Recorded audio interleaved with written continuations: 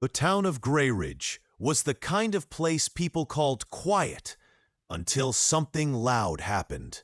It had one streetlight in the town square, a clock tower that hadn't worked in years, and a coffee shop called the Hollow Mug. That shop had seen everything from awkward first dates to quiet tears over divorce papers.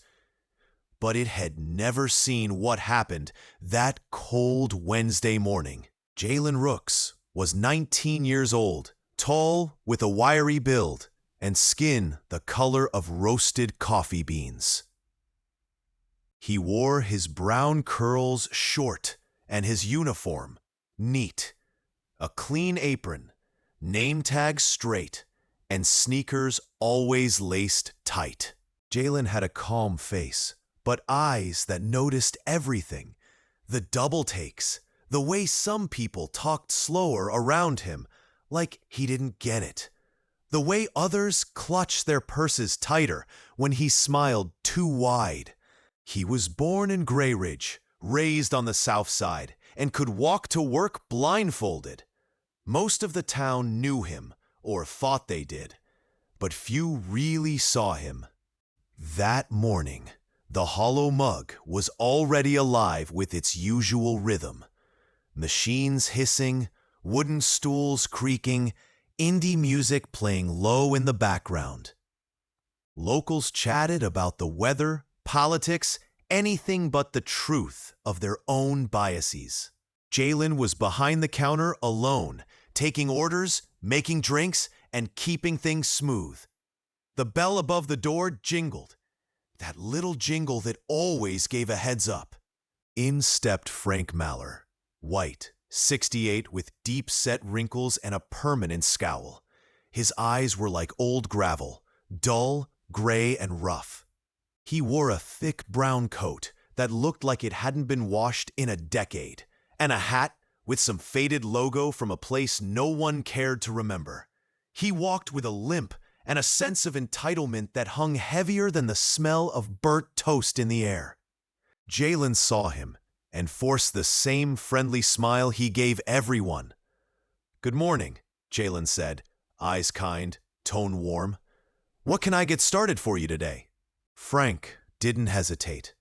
His response cut through the room like a blade dipped in acid. "You? I don't want nothing from you." Jaylen blinked, caught off guard. I'm just... "You shouldn't even be behind that counter," Frank snapped, voice rising. "They let anyone wear aprons now? Where I come from, people like you clean floors, not touched food." Gasps rippled through the shop like cracks in glass. A woman dropped her spoon. A barista in the back froze mid-milk steam. Even the indie folk music playing over the speakers suddenly sounded too cheerful for the air it shared. Jaylen's hand tightened on the register. His smile was gone. Still, his voice stayed level. "I'm just doing my job, sir." Frank stepped closer. His breath smelled like stale tobacco and morning bourbon. "Your job should be outside sweeping the damn sidewalk. This place used to be decent before it turned into some sort of diversity project." Someone near the back muttered, "Jesus Christ." But no one moved. No one intervened. Just the soft scrape of a chair leg, and a few eyes that darted down toward their lattes. In the corner, sitting by the window with a half-eaten muffin, was Amelia, white, mid-30s, dark-rimmed glasses, a laptop, and a phone silently angled in her hand. She'd hit record as soon as Frank's voice rose. She didn't plan on going viral. But some moments aren't meant to be hidden. Some lies needed receipts. Jaylen looked at Frank, not with fear, but with something colder. The kind of look that said, "You don't scare me. You disgust me. And I'm tired." "I was raised right here in Grayridge," he said, voice quiet but firm. "You may not like me, but this is my town too." Frank scoffed. Your kind doesn't belong in my town. Galen's throat tightened, not from sadness, from restraint, from years of swallowing words sharp enough to cut, from all the times people assumed he was a threat, or incompetent, or a box checked on a corporate brochure. The air went dead silent. It wasn't just racism. It was raw, filthy, unfiltered hatred, the kind people felt but rarely spoke out loud, the kind that leaked into housing applications and job interviews, the kind that turned into Facebook comments and slurs whispered just out of earshot. Now it was out loud, center stage. No one could pretend not to hear it, and still, no one moved. Amelia kept recording. Her hands shook slightly. Jaylen didn't speak again. He just stood there, jaw clenched, breath steady. But inside, his chest felt like it was cracking open. Not from fear, but from the old, familiar burn of being dehumanized with a smile in your voice. A voice from the line, an older white man in a business suit, said, too softly, "Let's just all calm down." Jaylen's eyes flicked toward him. A sharp glance, then back to Frank. Tom, the manager, emerged from the back. Early 40s, white, quiet but sharp-eyed. He wore a red flannel, beard scruffy, sleeves rolled up. He'd hired Jaylen 6 months ago because the kid had hustle, and because the kid reminded him of what the world should be. Tom took one look at Frank and didn't need to ask questions. "What's going on?" he asked, but his eyes were on Jaylen. Jaylen didn't speak. Couldn't. Not yet. Frank did. "Just waiting for someone who's actually qualified to make coffee, not some charity case." Tom stepped behind the counter. Not loud, not angry, just done. "If that's how you feel," he said, pointing to the door, "you can take your hate somewhere else." Frank bristled. "You really gonna side with him?" Tom didn't blink.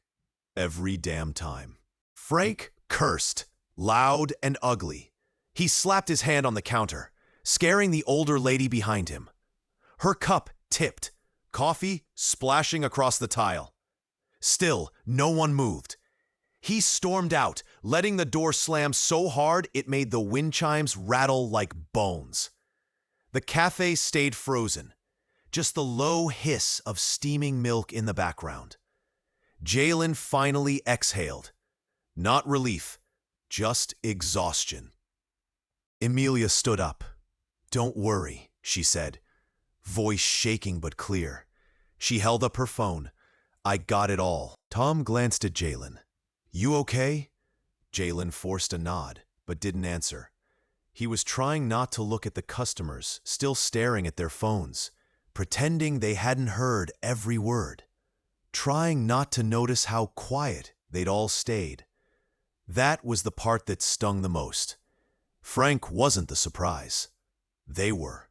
By that evening, the video was online. Amelia didn't post it to go viral. She didn't even think twice when she hit record. It was instinct, a reaction to the kind of ugliness that had hovered at the edges of her life, but never so loud, never so raw, never so in her face. The footage didn't need a caption. Frank's voice was loud, cruel, cutting. Jaylen's voice was steady. Tom's was final. Within hours, the video took on a life of its own. It spread faster than gossip in a hair salon, and just as messy. First, Grayridge, then statewide pages, then national ones. People she hadn't talked to in years texted her. "Was that really your coffee shop? You got that whole thing on video?" She didn't answer most of them. In town, lines were drawn, invisible but sharp. Some people were outraged. Others were defensive. A few posted long-winded Facebook rants, with just enough grammar errors to make their ignorance feel louder. And then there were the ones who showed up the next morning at the cafe to pat Jaylen on the back, to say, "Not all of us think like that," as if those words were some kind of eraser. Jaylen didn't argue. He just smiled, small, tired, and went back to steaming oat milk. But Amelia saw it. Something in him had shifted. He wasn't just Jaylen the barista anymore. He was that guy in the video. The one who didn't yell. The one who stood still while hate tried to crush him in front of everyone. People watched him now, studied him. Even the regulars spoke more gently, as if he might break. He didn't, but she could tell. Some part of him had bent. Frank disappeared, not for hours, for days.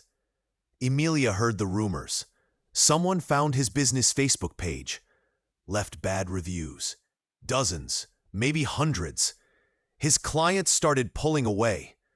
People whispered about his niece quitting school for a few days out of embarrassment. Others said he locked himself inside his house and turned off his phone. And for a moment, Amelia had a thought she didn't want to say out loud. Maybe he finally understood.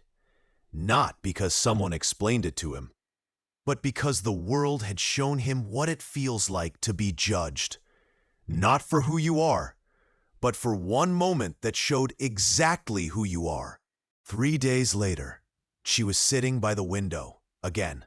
No laptop this time, no phone in her hand, just coffee and curiosity.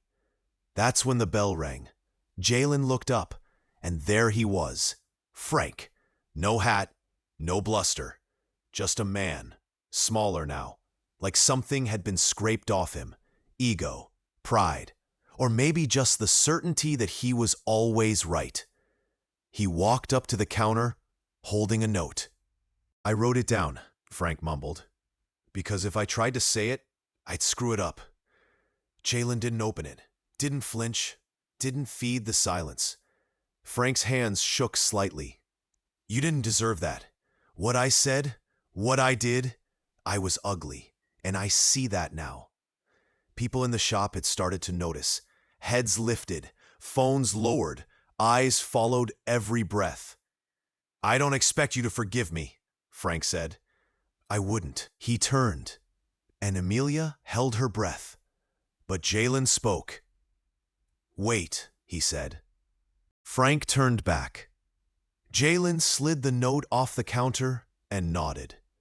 "You can start by meaning that," he said, "not just writing it."